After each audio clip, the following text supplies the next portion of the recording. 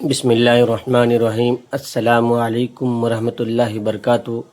زندگی میں کام آنے والی بہترین باتیں، آج کی اچھی باتیں، کام آنے والی باتیں۔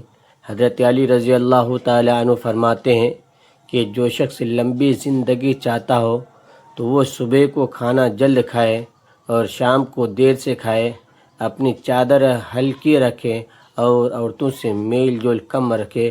پوچھا گیا کہ ہلکی چادر سے کیا مراد ہے؟ فرمایا کہ قرض کم لیا کریں۔ حضرت علی رضی اللہ تعالی عنہ کا مقولہ ہے کہ کھانے کی ابتدا اور انتہا نمکین چیزوں پر ہو تو اللہ تعالیٰ 70 قسم کی امراض سے محفوظ فرماتے ہیں۔ نیز آپ صلی اللہ علیہ وسلم کا فرمان ہے کہ روزانہ اجوا کھجور کے 7 دانے کا استعمال پیٹ کے تمام کیڑوں کو ختم کر دیتا ہے، اور جو شخص روزانہ تازہ منقع کے 21 دانے کھاتا ہے وہ مرض الموت کے سوا کوئی جسمانی مرض نہ دیکھے گا۔ اور کہتے ہیں کہ گوشت کھانے سے گوشت پیدا ہوتا ہے، اور سرید عرب کا مرغوب کھانا ہے، اور گائے کا گوشت بیماری ہے، اس کا دودھ شفا ہے، اس کا گھی دوا ہے، اس کی چربی سے اس کی بقدر بیماری کا اخراج ہوتا ہے، اور مچھلی بدن کو پگھلاتی ہے۔ کہا جاتا ہے کہ شہوانی قوت تازہ کھجور سے بڑھ کر کسی شے میں نہیں۔ کہتے ہیں کہ خوشبو دماغی قوت کو بڑھاتی ہے اور بینائی کی کمی دور کرتی ہے، تاہم کثرت استعمال پسندیدہ نہیں، اس سے خشکی پیدا ہوتی ہے۔ البتہ کافور اور گلاب ایسے نہیں۔ اور کہتے ہیں کہ گلاب بڑھاپا لاتا ہے۔ یہ بھی کہا جاتا ہے کہ نرم لباس خون بڑھاتا ہے اور خوردار لباس خون چوستا ہے۔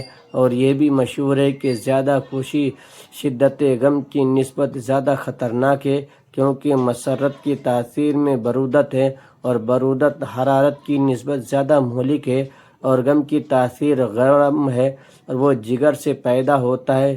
کہتے ہیں کہ صبح کے کھانے کے بعد کچھ لیٹنا اور کھانے کے بعد چلنا پھرنا بہت زیادہ مفید ہے۔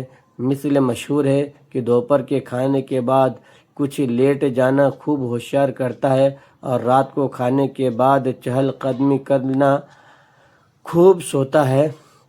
حضرت ابن عباس رضی اللہ تعالیٰ عنہ فرماتے ہیں کہ 5 چیزیں نسیان پیدا کرتی ہیں: کھٹا سیب کھانے سے، کھڑے ہو کر پانی پینے سے، کھڑے ہو کر پیشاب کرنے سے، گدی میں پچھنے لگوانا، جوؤں کو مٹی میں مارنے سے، چوہے کا جھوٹا پینے سے۔ کہتے ہیں کہ قبروں پر لگی ہوئی تختیاں پڑھنا، دھنیا کھانا، قطار کے 2 اونٹوں کے درمیان چلنا اور 2 عورتوں کے درمیان چلنا بھی نسیان پیدا کرتا ہے۔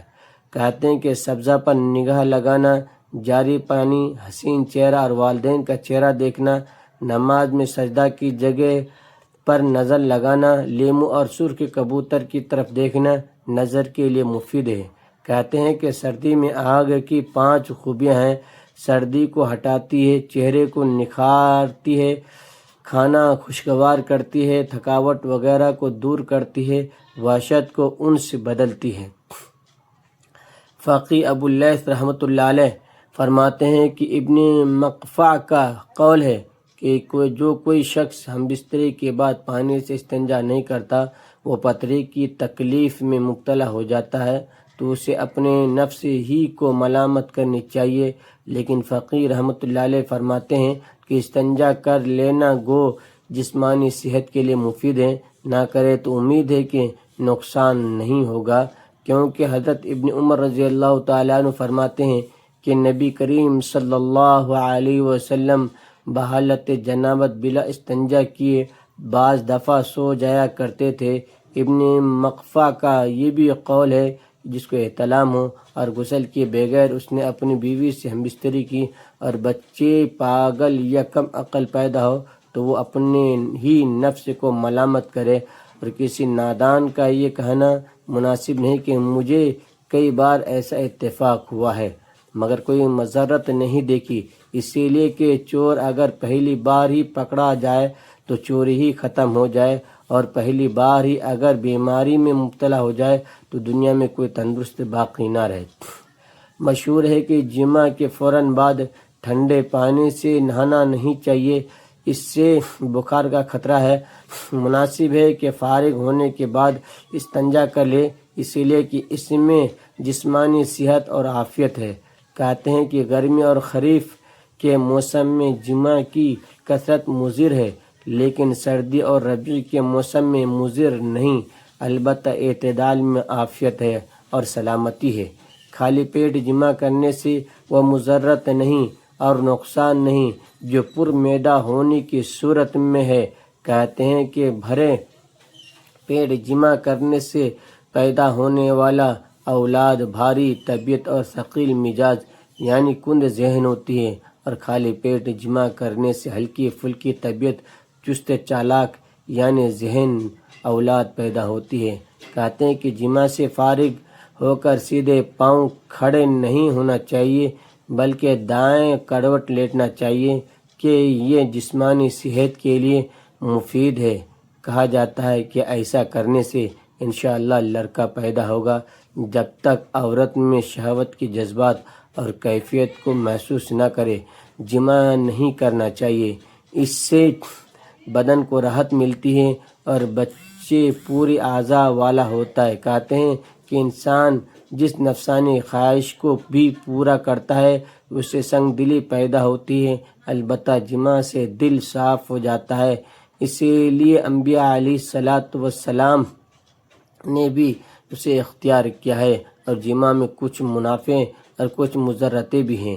منافع تو یہ ہیں کہ غم کا ازالہ یا اس میں کمی ہو جاتی ہے، اور کہیں حرام میں دل اٹکا ہوا ہو تو ٹل جاتا ہے، دل وساوس سے صاف ہو جاتا ہے، غیظ و غضب میں تسکین پیدا ہوتی ہے، طبیعت میں حرارت ہو تو کئی ایک بیماریوں سے فائدہ بھی ہوتا ہے۔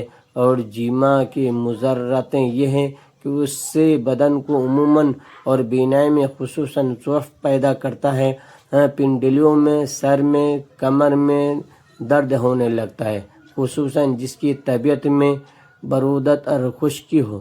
ایسے شخص کو جماع میں کمی کرنا مفید ہوتا ہے۔ بوقت جماع کلام کرنے سے بچنا چاہیے، کیونکہ اگر ایسے وقت استقرار حمل ہو جائے تو بچہ کے گونگا ہونے کا خطرہ ہے۔ مشہور ہے کہ بوڑھی عورت سے جماع ضعف بدن کا سبب ہے اور جلد بوڑھاپا لاتا ہے، اور مریضہ سے جماع یعنی ہم بستری کرنا بھی امراض پیدا کرتا ہے، مگر اس صورت میں کہ شہوت کا غلبہ ہو جائے۔ بعض اطباء غسل سے پہلے دوبارہ جماع کرنے سے یا سو جانے کو پسند کرتے ہیں، مگر ہمارے نزدیک ایسا کر لینے میں کوئی حرج نہیں۔ اس سلسلے میں نبی کریم صلی اللہ علیہ وسلم کی طرف سے بھی رخصت معلوم ہوتی ہے، اور آپ تو امت کے لیے مجسمہ شفقت تھے، آپ اگر اس میں کچھ بھی مضرتی ہوتی تو رخصت نہ دیتے۔ کھڑے ہو کر مجامعت کرنے سے پرہیز کرنی چاہیے، اس سے بدن میں ضعف آتا ہے۔ فقی ابو اللیث رحمۃ اللہ علیہ فرماتے ہیں کہ جنابت کی حالت میں بالوں کی صفائی کرنا مکروہ ہے۔ خالد بن معصان نبی کریم صلی اللہ علیہ وسلم کا ارشاد نقل کرتے ہیں کہ جو شخص غسل سے پہلے صفائی کرتا ہے، قیامت کے دن اللہ تعالیٰ کے حضور ہر بال یہ درخواست کرے گا کہ اے اللہ، اس سے پوچھے کہ ہمیں دھوئے بغیر یوں ہی کیوں ضائع کیا تھا۔ جب کوئی شخص سونے کا ارادہ کرے اور معدہ کھانے سے پر ہو تو بہتر رہے کہ پہلے سنت کے مطابق دائیں کروٹ پر لیٹ جائیں، پھر بائیں کروٹ بدل کر اس سے کھانا خوب ہضم ہوتا ہے، اور حرکت کرنا اور کروٹ بدلنا اس سے اور زیادہ مفید ہے۔ ویسے آدمی کو بھرے معدہ سونا اچھا نہیں، اس سے سنگ دل ہوتی ہے۔ نبی کریم صلی اللہ علیہ وسلم کا مبارک ہے کہ نماز کے ذریعے اپنے کھانے کی تحلیل کر لیا کرو، اسی طرح پر معدہ نہ سویا کرو ورنہ تمہارے دل سخت ہو جائیں گے۔ نیز آدمی کو بلا وجہ پیٹ کے بل بھی نہیں سونا چاہیے۔ روایت ہے کہ نبی کریم صلی اللہ علیہ وسلم نے ایک آدمی کو پیٹ کے بل لیٹے ہوئے دیکھا۔ آپ صلی اللہ علیہ وسلم نے ٹھوکر مارتے ہوئے فرمایا، یوں مت لیٹو، ایسا لیٹنا اللہ تعالیٰ کو ناپسند ہے۔ اور اگر کوئی شخص خوب پیٹ بھرنے کی وجہ سے تکلیف کا خطرہ محسوس کرتا ہے تو پیٹ کے نیچے تکیہ رکھ کر لیٹ جانے میں حرج نہیں، یہ معذور ہے اور بوقت ضرورت گنجائش نکل آتی ہے۔ تاہم ایسے شخص سے اتنا زیادہ کھانے پر توجہ کرنی چاہیے۔ کہتے ہیں کہ کھانے سے پہلے ٹھنڈا پانی پینا معدے کی حرارت کو کم کرتا ہے اور کھانے کے بعد پانی پینا معدے کو گرم اور بدن کو موٹا کرتا ہے۔ اور کوئی پھل مثلا سیب، زرد، آلو، انگور، منقع وغیرہ کھانے کے بعد پانی نہیں پینا چاہیے، اس سے معدہ میں فساد پیدا ہوتا ہے۔ بہتر یہ کہ جو کچھ بھی کھایا جائے اس کے 1-2 گھنٹہ بعد پانی پیا جائے، اس سے مضرت کا اندیشہ کم ہو جاتا ہے۔ گرم چاول یا کوئی میٹھی چیز کھانے کے بعد ٹھنڈا پانی دانتوں کو نقصان دیتا ہے۔ ایسے وقت میں 1-2 لقمے روٹی کے کھا کر پانی پیے، اس سے مضرت کم ہوتی ہے۔ کہتے ہیں کہ گرم روٹی مچھلی کے ساتھ کھانے سے پیٹ میں کیڑے پیدا ہو جاتے ہیں، اور جو شخص مچھلی اور انڈا پیٹ میں جمع کرتا ہے یعنی اکٹھے کھاتا ہے اور پھر نقرس کے درد یا فالج میں مبتلا ہو جاتا ہے تو اپنے نفس کو ہی ملامت کرے، اور کہا کہ جو آدمی اپنے پیٹ میں نبیذ اور دودھ جمع کرتا ہے تو وہ برس میں مبتلا ہو جاتا ہے، اسے بھی اپنے آپ کو یہ ملامت کرنی چاہیے۔ کہتے ہیں کہ مچھلی بکثرت کھانا بینائی کے لیے مضر ہے۔ پیٹ میں دودھ کے ساتھ ساتھ کوئی سبزی یا کھٹی چیز جمع کرنا بھی مناسب نہیں۔ کہتے ہیں کہ دودھ اور پھلوں کا اکٹھا استعمال بھی ٹھیک نہیں، اور کھانے سے قبل پھل کا استعمال اتنا مضر نہیں جتنا کہ بعد میں۔ کنویں اور نہر کا پانی بھی بیک وقت پیٹ میں جمع نہیں ہونا چاہیے۔ ہاں، پہلا پیا ہوا ہضم ہو جائے تو مذائقہ نہیں، اور بار بار کھڑے کھڑے کھاتے رہنا بھی ٹھیک نہیں۔ کھانے کا ایک وقت مقرر ہونا چاہیے۔ تھوڑا تھوڑا کھانے سے جب پہلا کھانا ہضم ہونے سے پہلے پیٹ میں جائے گا تو معدہ کمزور پڑ جاتا ہے۔ مشہور ہے کہ سخت گرمی کے اوقات میں گوشت کا بکثرت استعمال کئی امراض کا باعث ہوتا ہے۔ کہتے ہیں کہ بدن کے لیے سب سے زیادہ مضر وہ روٹی ہے جو بہت ہی گرم ہو جیسے پکتے وقت، اور سب سے کم مضر والی وہ روٹی ہے جس میں ایک رات گزر چکی ہے، بشرطے کہ وہ سخت نہ ہو گئی ہو۔ اور جسم کے لیے مضر گوشت بدن کے نچلے حصے والا ہوتا ہے، اور کم مضرت والا وہ ہے جو بدن کے اوپر والے حصے اور سر کے قریب کا ہوتا ہے۔ کہتے ہیں کہ بھرے معدہ کچا ناریل کھانے سے بدہضمی ہوتی ہے، اور روٹی کے ساتھ بادام کا استعمال یا تنہا بادام ہضم میں تاخیر پیدا کرتا ہے۔ ایسے ہی تازہ یا بلا خمیر روٹی بھی دیر سے ہضم ہوتی ہے۔ توت یا زرد آلو نہر منہ حرج نہیں، مگر کھانا کھانے کے بعد بیماری کا موجب ہے جب تک خوب بھوک نہ لگ جائے، اور زرد آلو اگر کچا ہو تو معدہ کو کمزور کرتا ہے۔ کھجور، منقع اور دیگر میٹھی چیزوں کا بکثرت استعمال مسوڑوں کو خراب کرتا ہے، اور انجیر زیادہ کھانے سے جوئیں پیدا ہوتی ہیں، اور نمکین اشیاء کا بکثرت استعمال بینائی کے لیے مضر ہوتا ہے۔